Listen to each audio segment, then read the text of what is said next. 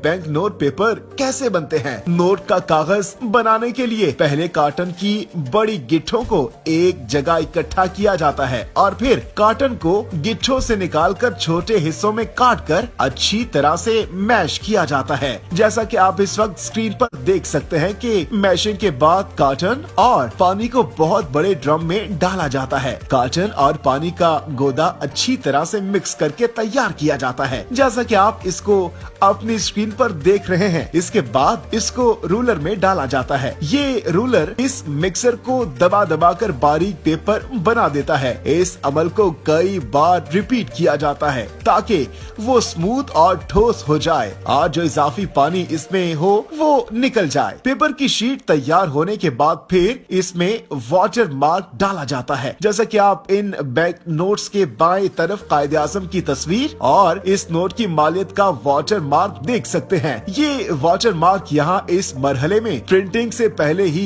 Paper में डाल दिया जाता है। जैसा कि आप देख रहे हैं कि पेपर में सबसे पहले वाटर मार्क ही डाला जा रहा है और पूरे पेपर रोल पर वाटर मार्क डालने के बाद इसको एक रूलर पर रोल किया जाता है और फिर इस रोल में से टेस्ट के लिए थोड़ा सा पेपर लिया जाता है और बाद में इसकी क्वालिटी को टेस्ट किया जाता है। क्वालिटी इंस्पेक्टर इसको चेक करता है कि इसमें क्या क्या कमी है, वाटर मार्क वगैरह सब ठीक है। इसके बाद इस रोल को 3 छोटे छोटे रोल्स में काट लिया जाता है। रूलर को काटने के बाद बारी आती है होलोग्राम यानी हिफाजी धागा डालने की। यहाँ आप देख सकते हैं कि पेपर के साथ साथ होलोग्राम स्ट्रिप भी रोल हो रही है। होलोग्राम जैसा कि आपको पता ही होगा कि हर नोट में एक तार होती है जिससे असल नोट की पहचान होती है। इसके बाद इसका विजुअल इंस्पेक्शन होता है जो कि कंप्यूटर की मदद से किया जाता है, जिसमें क्वालिटी इंस्पेक्टर होलोग्राम और वाटर मार्क को बहुत ही बारीकी से चेक करता है कि इसमें मसला तो नहीं है। जिसके बाद इस रोल को इस मशीन में डालकर छोटी छोटी शीट में काट लिया जाता है जिन पर बाद में प्रिंटिंग की जाती है। जैसा कि आप देख रहे हैं कि एक वर्कर शीट्स प्रिंटिंग मशीन में डाल रहा है, बाद में शीट्स एक एक करके आगे जाएंगी और प्रिंटिंग का अमल शुरू हो जाएगा। इस मशीन ने शीट्स को ऐसे आगे भेजा कि जैसे इनमें कोई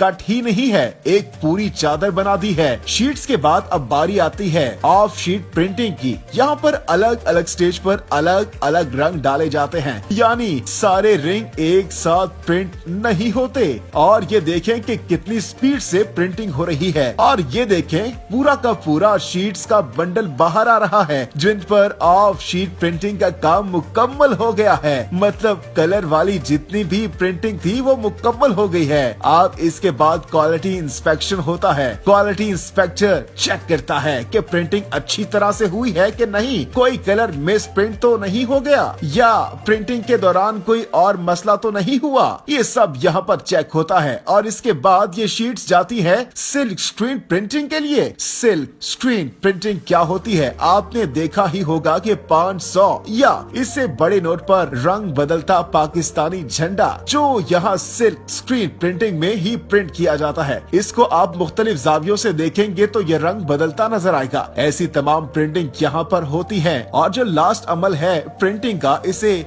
अचालियो प्रिंटिंग कहते हैं। अचालियो प्रिंटिंग में नोट के ऊपर टेक्सचर यानी उभरी हुई प्रिंटिंग की जाती है, जिससे आप जब नोट पर हाथ फेरते हैं तो आपको पता चलता है कि ये जगह उभरी हुई है। और 5000 के नोट पर 3 सर्कल, 1000 के नोट पर 2 सर्कल और 500 के नोट पर 1 सर्कल उभरा हुआ सर्कल नजर आता है, जबकि 20, 50 और 100 रुपए के नोट पर सर्कल की जगह उभरी हुई लाइन देखी जा सकती है। 100 के नोट पर 3, 50 पर 2 और 20 के नोट पर 1 लाइन नजर आती है। इन दायरों और लाइंस की वजह से बिनाई से महरूम अफराद छूकर नोट की मालियत पहचान सकते हैं और भी नोट पर आपको जो भी उभरी हुई चीज नजर आए तो वो यहाँ अचालियो प्रिंटिंग पर ही होती है और अचालियो प्रिंटिंग के बाद नोट की छपाई का काम यहीं पर मुकम्मल हो जाता है। यहाँ नोट्स की गिनती और कटिंग होने के बाद इनको बॉक्सेस में पैक कर दिया जाता है। इस वीडियो में आपको